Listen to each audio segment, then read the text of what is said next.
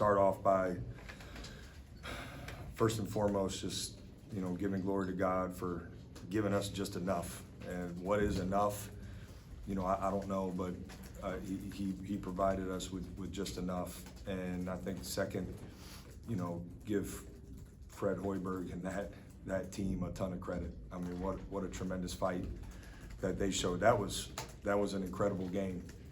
And, two teams obviously fighting with all they have, and big time shot making on both sides. And lastly, give our fans a ton of credit for coming to a 9 o'clock tip and then staying, all right, for double overtime. So I thought that was really special, and we needed every single person in here to help us get through to the finish line. So with that, we'll open up questions, and since Gary's not here, we'll go, he always picks you, Adam. I'm gonna pick someone different. Let's start on the other side, all right? All right, let's go, Tommy. Jake, since you've had the head job, has there been a game where you've ended the game and you've been more proud of your guys?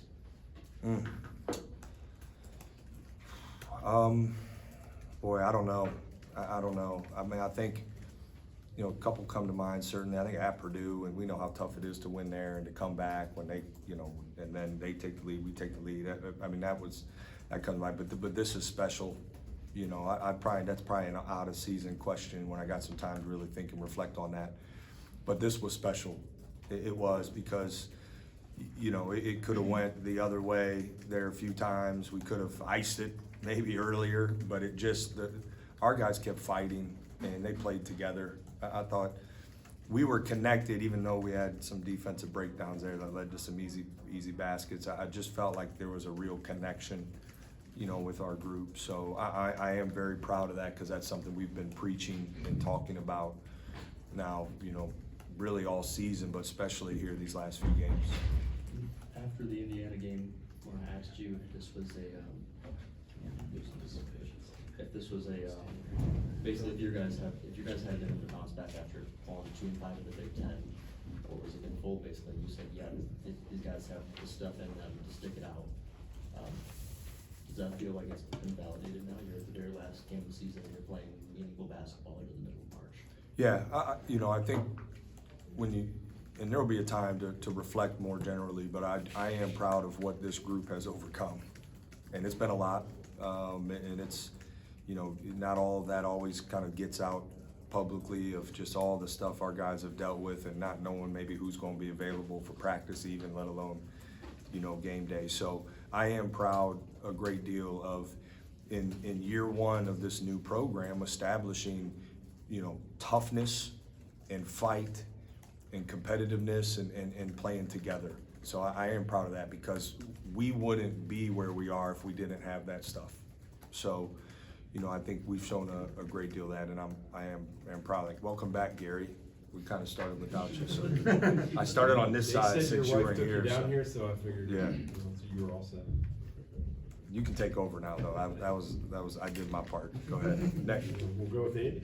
All right. All right, I guess we're going right to left. I wanted to start with Sean, because obviously he fouled out, but I thought it was one of his more complete games that he's played. And there's a lot of stars from this one. It was a chaotic game, but so what did you see from him tonight?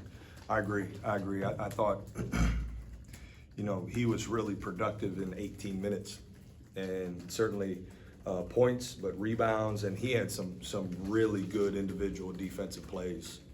And so I thought he played really good, and it was important for us. I thought Aaron gave us some really good minutes, as well. And talked about it from the beginning of the year. Those guys are going to continue to grow as long as this season goes on, and we're going to need them to. And I thought both of them took a step forward tonight, and it was important for us. You, Nebraska, entered this game very similar places along the NCAA tournament, but this felt like a do-or-die game for both sides in some ways, as it pertains to the NCAA tournament. When you get down like you did at the start of the first overtime after leading most of the entire game, you talk about fight with this team constantly, but I guess has there ever been Going back to part of what Connor asked, has there ever been a better embodiment of that than to lead most of the game, you get down to start overtime, and then you are able to bounce back and overcome it with all of that on the line? Yeah, I thought it was a great, that moment, that segment was a great representation of what this program is about. And, you know, I want guys to be aggressive. I don't want us to flinch. I don't want us to play safe. And this group has bought into that, especially here the last, couple months. And, I think the way we did it was just a fight together, which probably makes me even most proud is, we had four guys score over 20 points, and it took everybody. So I thought that moment was critical, that segment. Go ahead, Rob. John Wooden said, "Be quick but never hurry." Watching this team tonight, it seemed like you guys that manifested in this team. That, especially I think Micah on that three, he took his good old time. There was no panic, no rush. Is being in these situations a lot? How much does that contribute to just sort of not?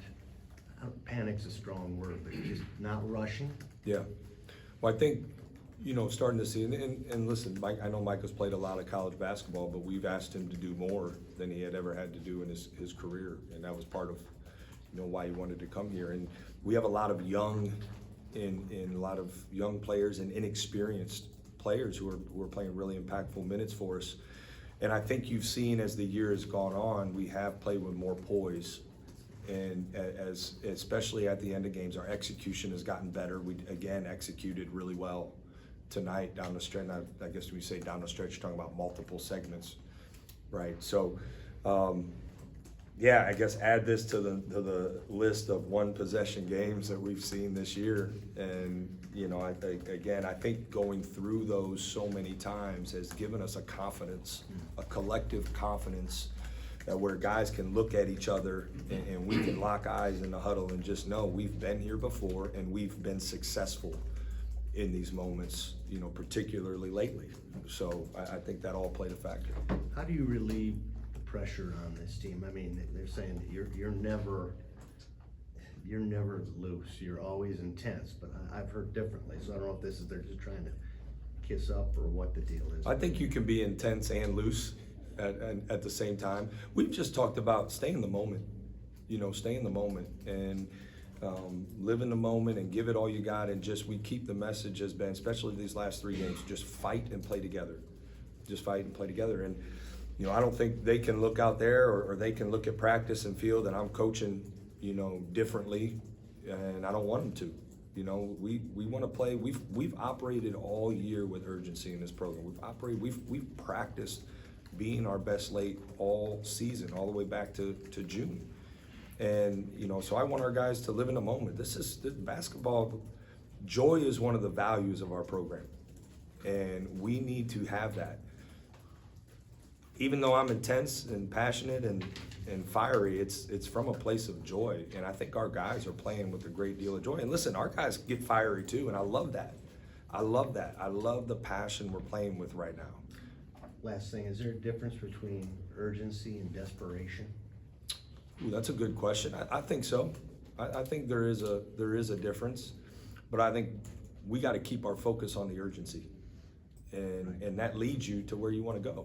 And so we're not asking guys to do anything right now that we haven't practiced for and prepared for. And I think that's why, we've been able to play the way we've played the last couple games.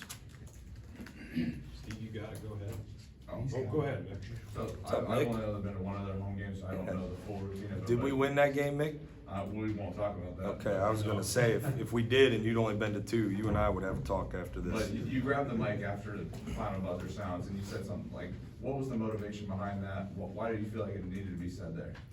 Because I thought the people in here were really impactful. And listen, I got 4 kids under 6, so I know the impact of a late game and people staying late and so I was thankful and grateful. I thought our student section was really good, and it would have been very simple for people to leave early, but they stayed and they supported us, and it was impactful. So I felt like they needed to hear that.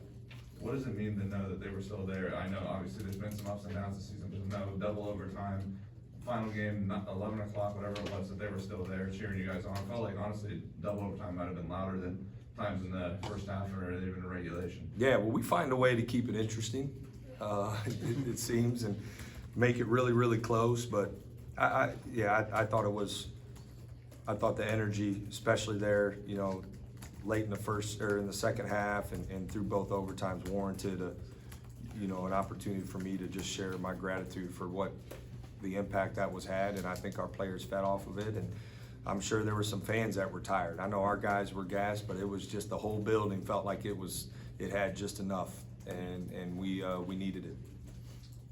We won't have a chance to talk to you, it doesn't seem, before Saturday. Just looking at the standings, it's obvious that the winner of the game is the 9 seed and advances to the second round. The loser of the game will be the 10 seed. We'll have to play it on Wednesday, so. I didn't know that, Steve, so Now you know. appreciate that. The stakes are extremely high in that regard, as well as the NCAA possibilities of another quad one win on the road. Just, I know 20 minutes after finishing the craziest game you've ever coached, just your thought about what's in store for you when you go to one of the toughest places. Yeah, it's a fair question, and it's obviously a really tough environment to play in, but we've shown we can handle it. And I think, listen, with how difficult this league is, and the quality of opponent night in and night out, I just find it really hard to believe that everybody's season is on the line every single game when you have so many opportunities, even going into the Big Ten tournament. That's not to diminish how important the game is. I haven't shied away from that for what feels like been going on for a while. But again, I just want our guys to live in the moment, prepare well, put our best foot forward like we have, and that's the most important thing, because by doing that, you position yourself to get the result you want. And so that's got to be our focus. And listen, this team deserves, and I don't know exactly what the number is, but this league deserves a lot of teams in the tournament. It does. And if you're hovering, close to 500 in this league, like you've walked away with some really impressive wins. And I think so. However that shakes out, Steve, I guess we should be having whatever the 10, 11, I don't know what the number is, of what they're looking at, but we should be having the max of that in the tournament, I believe, because of the quality of teams, the quality of wins our league had outside of the Big Ten. You talk about connectivity a lot. Those 3-pointers that you hit, second overtime, the ball was moving. Yeah. Ones late in the regulation that kept you in it, and everything else. Just how important was that tonight? That it wasn't necessarily one-on-one basketball. It was getting the ball to the open guy, making the extra pass. Yeah, really important, and that's been an area of growth for us as the season has gone on. And I think you look at a couple of these last games, our assist numbers have been good, and that's part of, right? It's part of a new team, new system, and guys getting used to playing with each other. And I think the last month or so we've really seen us do that at our best, and it's going to be important. We got to keep playing with pace in the half court, and the ball, moves faster in the air than a lot of times when it's on the ground. So we want to keep looking for that. Stay in the back, about no one then Patrick. Jay, can you put into words the feeling of being a coach and watching your team in the last possession, a do or die moment? Like, what are you feeling? I've never really reflected on kind of what that feels like, but I think the biggest thing for me is there's an obvious excitement, I think, and I want us to always play to win and swing big. And I love that our guys have that mentality. You don't see this team hesitating. Rarely do we hesitate or kind of look over our shoulder. We play aggressive. So I just want to make sure we're always operating with that mentality. And then basketball is a beautiful game that I've been involved with my entire life, from the time I could walk. So as exhausting and stressful these one possession games are, it's a lot of fun too. And I think you gotta, like I tell our guys, you gotta live in the moment. I want to ask too real quick about there were 52 fouls, I think, by both teams combined in this game. How does that change throughout the game from a coaching perspective, and what do you have to do differently down the stretch, knowing how the game is being called? Yeah, I thought it was a well officiated game. I mean, listen, it's a tall task for what the officials in this league have to do, and there's so many good players and good defenders, and you know the biggest thing you want as a coach is consistency, so you can adjust to how the game's being called. And you know, I thought this game was called pretty consistent. You know, I'm sure they're not perfect, just like we're not perfect, but you know, I felt like there were moments where we bailed them out with kind of swiping down and some undisciplined technique. But, you know, and I also thought there were some times where we had great technique and maybe got a little unlucky. So all in all, I thought it was a physical Big Ten game that was, you know, both teams got to the free throw line. Obviously the fouling, you know, at the end impacted things, but both teams were aggressive to the paint, and, you know, it's kind of part of it. It's a tall task for those guys, there's no question. Patrick, mid counter. Yeah, it almost seemed that, Don't forget Adam, I skipped him to start, so Yeah. just make sure, okay. No, I didn't say we Yeah. were done. Go ahead, I sorry. was gonna say, it seemed at times like Bruce was almost like willing you guys through certain Yeah. segments, like diving for loose balls. Yep. Just really intense, and just seemed like he was kind of leading that charge. I guess, was there like a special like look in his eye that you noticed today, or different mentality at all? Like what was his mentality heading to this game? Well, I think he had it against USC too. And when I evaluate Bruce's leadership, and make no mistake, he's always a good leader, but when he becomes a great leader is when he's using his voice throughout the course of the game. And he did it tonight. He did it in timeouts, he did it in between plays, and he was holding guys accountable at times. I mean, I just, and there was a passion to it, which, you know, obviously I love. So I thought his leadership tonight was great. I thought it was great last game. He baseline for him is always going to be leading by example, and he does it so well, right? But when he's using his voice like he has, it does help will us to be successful, and it's something that he's grown in, and I'm really proud of him for that, because he and I've had a lot of conversations about that, and he's embraced it, and he can do it. He can do it and play at a really high level. It's what makes special players special. Counter. I think by the end of the double overtime game, the senior day stuff kind of got lost in the wash a little bit. Talking about Kalen specifically, they showed the video of him talking when he was a freshman about since he was little, he just wanted to play for the Buckeyes. Can you give people a peek behind the curtain of the stuff that Kalen does for the program that they don't see if they just come and just watch the games? Yeah, I'm glad you asked that, because, and obviously, when guys join a program for their last year coming from another program, it's different. Senior night has become different because you have more examples like that. But you know, for Mike and Quez be able to play their last home game, I think that's important, and for them to trust, you know, and come here, right? Like, I think it says a lot. But when you look at Kalen specifically, and first off, you know, Kalen's a joy to be around, and he shows up every day. Every day he shows up, and he has an important role on this team, and he's embraced it. And no one ever gets to see just how important that is. But when we do scout team and we prep, it is, and he's learning 10 to 15 new plays when you include out of bounds under and you know, I'm expecting him to operate and run them exactly right, and you know, so it's what he has to do is challenging. And a lot of people could become frustrated and not do that well because, you know, maybe they wanted to play more or whatever. But he shows up every day and he does it to the best of his ability. And he cares deeply about this program and university. And he's poured just as much as anybody else into it. And this program will take care of him because of that. He'll always be a part of the Ohio State basketball family and, you know, achieve what was so important to him growing up. And he's treated people well, he's worked extremely hard, and this program and this place finds a way of taking care of those people. So I'm so excited. He's gonna be successful in whatever he decides to do because of the way he approached, and specifically this year, the way he approached every day. He needs a job or an interview, he can count on me for a reference. All right, Adam. All yours. Sorry, Adam. Yeah. Everyone kind of hit the big picture stuff. So looking at this game specifically, you guys had a stretch where they scored on 13 straight possessions. Defensively, I know like there's been some issues these last couple of games. Your offense has been able to overcome it, but do you come out of this more happy that your offense, or maybe concerned a little bit about where your defense is as you head into, you know, another really important game? Thanks, Adam. Yeah, I know. I'm happy we won, but yeah, there's some things we need to address defensively, and you know, I think the good thing is, right, we've shown growth where one end isn't necessarily affecting the other, and that's important.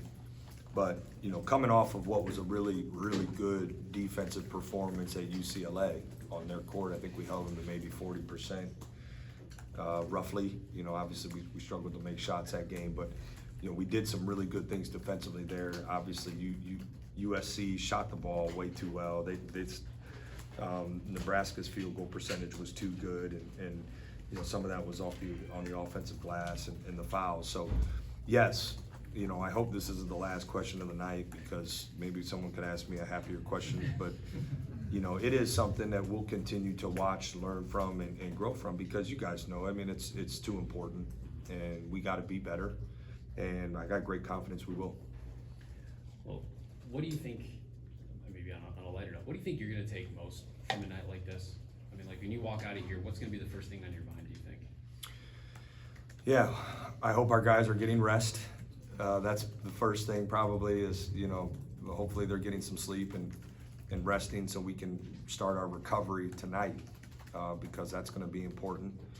And then I'm just, you know, I think I'm really proud, because it felt like the culture and foundation of our program, you know, was the reason we won this game. Certainly guys had to make individual plays, but the things we wanna be about and talk about, you know, in this program, and listen, players make plays, I'll be the first to tell you, but the things we talk about on a daily basis, playing with joy, the toughness, the connectedness, you know, the urgency, being your best late, being a great teammate, you know, dominating hustle plays. It felt like we were first to the floor most every time in hustle plays. Like those things, you know, I'm proud of, and in reflecting that we, you know, the culture and the foundation we're laying, you know, for this program moving forward was represented well tonight. All right, everybody, is that clock right? Yes. Oh, that's on the court. Let's do it. That's actually 2 minutes slow. Yeah. All right, everybody go get